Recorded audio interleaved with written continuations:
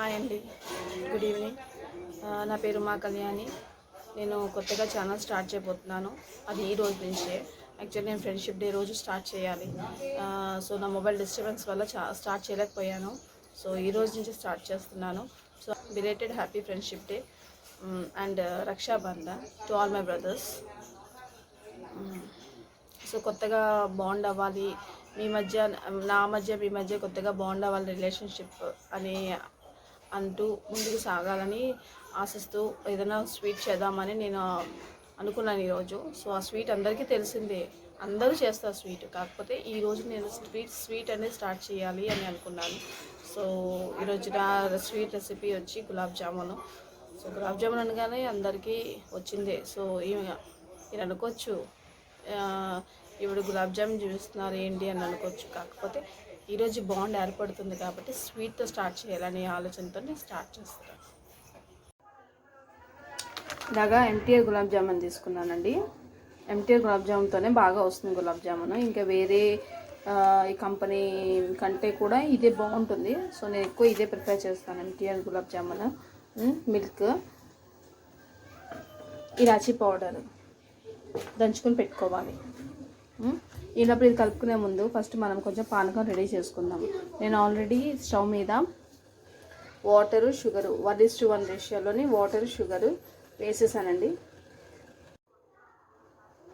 ఇలా గిన్నెలో వేసుకొని పౌడర్ ఉండలు లేకుండా నలుపుకోండి మెత్తగా. నేను గులాబ్ జామున్ ప్యాకెట్ డేట్ చూసుకుని తెచ్చుకుంటానండి. ఎక్కడ బాల్స్ అయితే ఉండవు, సాఫ్ట్గా ఉంటుంది. సో ఇలా కొంచెం కొంచెం పాలు వేసుకుని మనం కలుపుకోవాలి. కావాలంటే మీరు గోరువెచ్చని వాటర్ వేసుకోవచ్చు, నార్మల్ వాటర్ అన్న వేసుకోవచ్చు, రూమ్ టెంపరేచర్ బట్టి వాటర్ అన్న వేసుకొని పాలు కలుపుకోండి.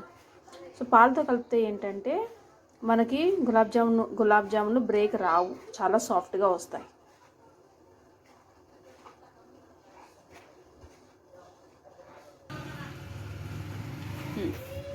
ఇలా ఇలా కలుపుకోవాలండి. బాల్ కలుపుకున్న తర్వాత దీన్ని చిన్న చిన్న బాల్స్ చేసుకోవాలి. మనము చేసుకోవాలంటే కొంచెం ఆయిల్ కానీ నెయ్యి కానీ హ్యాండ్లో రాసుకుంటే బ్రేక్ అవ్వవు.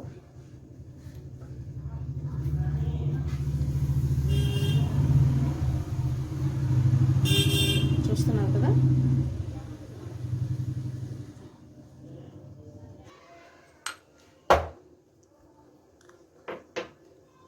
ఇప్పుడు ఇలాచీ పౌడర్ ఉంది కదండి, ఇలాచీ పౌడర్ ఈ పానకంలో వేసేసుకుందాం ఫ్లేవర్ కోసం.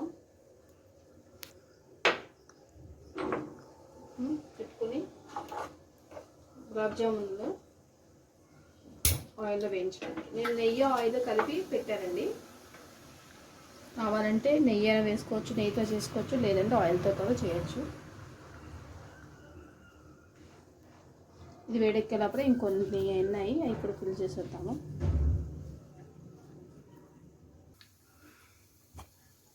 కాగింది కదండి, ఒకటి వేసుకుందాము. ఇప్పుడు గోల్డిష్ కలర్లో రావాలి.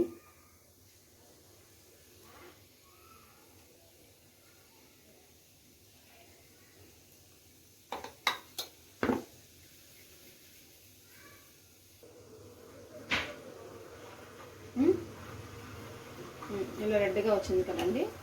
ఇప్పుడు తీసేసి మనం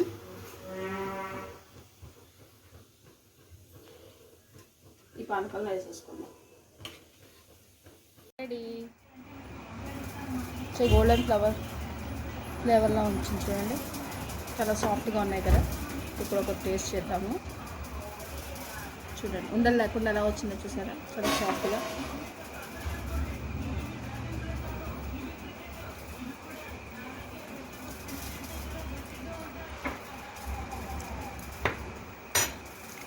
మీరు టేస్ట్ చేయండి.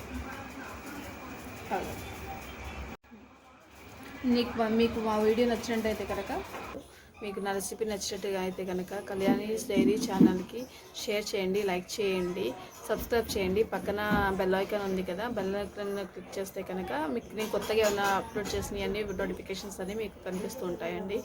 సో నా ఛానల్ ఈరోజు స్టార్ట్ చేస్తున్నాను కదా, మీరు సపోర్ట్ చేస్తారని అనుకుంటూ ఈ రోజుకి సెలవు తీసుకుంటున్నానండి. రేపు ఇంకో రెసిపీతో మేము ముందుకు వస్తాం. బాయ్.